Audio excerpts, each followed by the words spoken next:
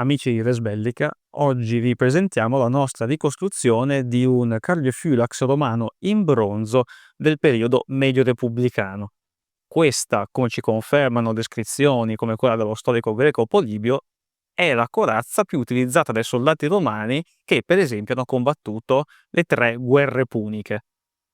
Si tratta di un disco di bronzo di 17,5 cm di diametro e in questo caso è basato su un reperto, l'unico sostanzialmente integro, proveniente dal campo militare romano di Numanzia, città della Spagna conquistata da Scipione Emiliano nel 133 a.C.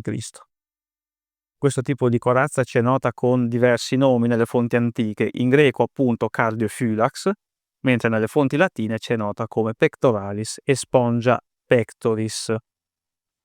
Nella letteratura archeologica moderna si può trovare invece nominato come disco corazza. Questo esemplare in particolare è di solito associato a 2 placchette decorate, che noi abbiamo però deciso di escludere.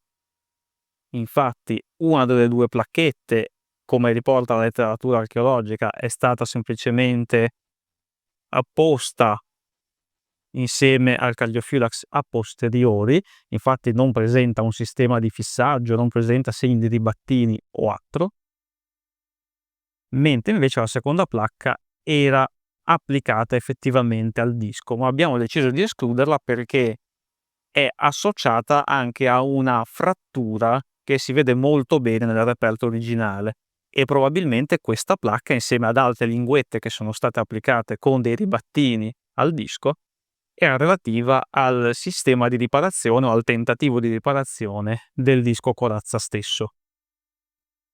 Il bordo del disco presenta diversi fori di dimensioni piuttosto ragguardevoli che potevano essere riferiti a una cucitura, per esempio, realizzata con un laccio di cuoio o, come abbiamo scelto noi di fare, a un sistema di ribattini, scelta che è stata dettata anche dal fatto che alcuni di questi buchi presentano ancora proprio la traccia di questi ribattini.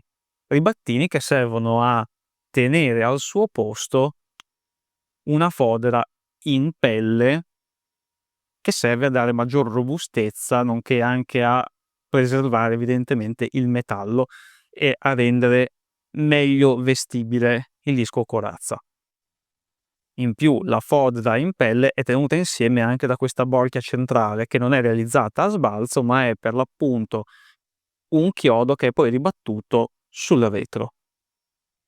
Per quanto concerne il sistema di vestizione e di allacciatura della corazza, abbiamo deciso di applicare 4 semplici corregge di cuoio, rifacendoci a degli esempi che vengono dall'iconografia nel mondo italico e magno-greco, che sembrano presentare proprio questo semplice sistema.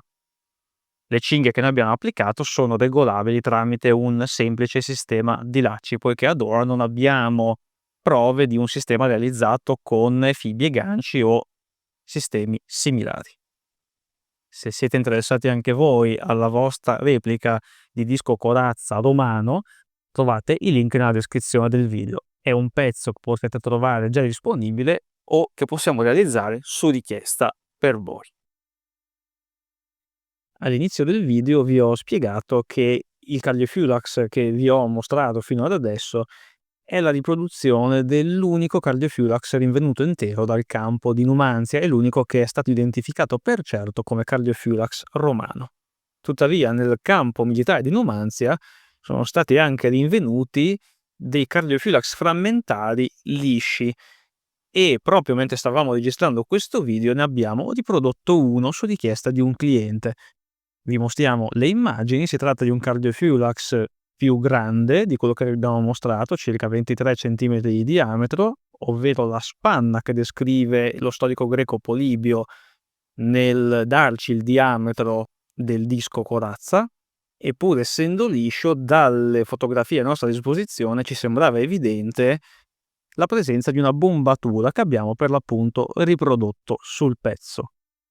E per quanto concerne il bordo, in questo caso abbiamo deciso di applicare una cucitura, poiché sui frammenti dei reperti a nostra disposizione erano presenti moltissimi fori in grande quantità e molto più fitti che nell'altro esemplare che abbiamo mostrato prima, indicando quindi probabilmente proprio una cucitura.